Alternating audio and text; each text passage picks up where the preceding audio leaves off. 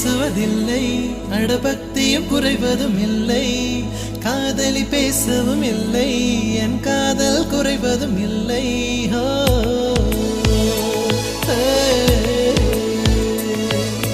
மெல்லினமே மெல்லினமே நெஞ்சில் மெல்லிய காதல் பூக்கும்.